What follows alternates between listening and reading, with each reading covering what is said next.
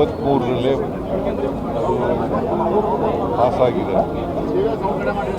Both the houses, Rajya Sabha Lok Sabha. ಈಗ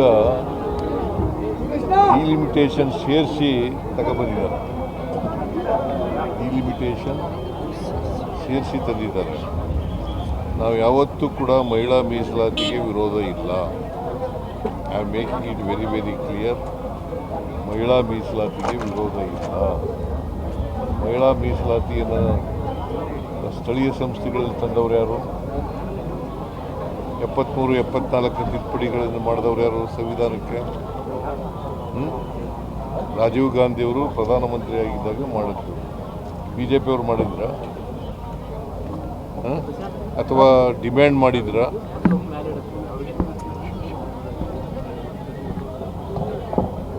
ಜಿಲ್ಲಾ ಪಂಚಾಯಿತಿಗಳಲ್ಲಿ, ತಾಲೂಕು ಪಂಚಾಯಿತಿಗಳಲ್ಲಿ, ಪಂಚಾಯಿತಿಗಳಲ್ಲಿ ಮಹಿಳೆಯರಿಗೆ ಮೀಸಲಾತಿ 33% ಕೊಡಬೇಕು ಅಂತ ಯಾವತ್ತಾರು ಒತ್ತಾಯ ಮಾಡಿದ್ರ? ಈಗ ಯಾಕೆ ರಾಜಕೀಯ ಮಾಡ್ತಾ ಇದ್ದಾರೆ? ಈ ಲಿಮಿಟೇಷನ್ನು ಸದರ್ನ್ ಸ್ಟೇಟ್ಸ್ಗೆ ಅನ್ಯಾಯ ಆಗ್ತದೆ. ಭಾರತಕ್ಕೆ ಈಗ ಫಾರ್ ಎಕ್ಸಾಂಪಲ್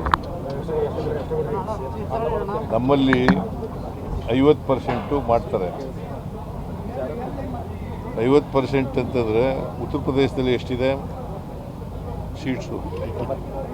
80. 120 ಅಂತ 50% ಅಂದರೆ ಎಷ್ಟಾಗುತ್ತೆ? 120 ಆಗುತ್ತೆ. ಕರ್ನಾಟಕದಲ್ಲಿ ಎಷ್ಟಾಗುತ್ತೆ?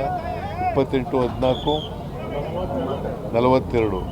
ಜಾಸ್ತಿ ಆಗಲ್ವ ಅಲ್ಲಿ? ಉತ್ತರ ಭಾರತದಲ್ಲಿ ಜಾಸ್ತಿ ಆಗಲ್ವ?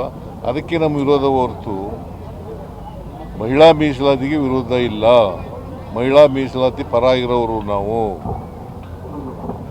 ಗೊತ್ತಾಯ್ತಾ? ರಾಜಕೀಯ ಮಾಡ್ತಾ ಇದ್ದಾರೆ ಅವರು. ಮತ್ತು ಈಗ ಸಂವಿಧಾನ ತಿದ್ದುಪಡಿ ಆಗಬೇಕಾದ್ರೆ 2/3 ಆಗಬೇಕಲ್ಲ. 50% ಆಫ್ ದಿ ಸ್ಟೇಟ್ಸು ಒಪ್ಪಿಗೆ ಕೊಡಬೇಕಲ್ಲ ಅದಕ್ಕೆ. ಅದರಿಂದ ನಾವು ಅದಕ್ಕೆ ವಿರೋಧ ಮಾಡಿದ್ದೇವೆ ಹೊರತು ಡಿಲಿಮಿಟೇಷನಿಗೆ, but not to the women reservation.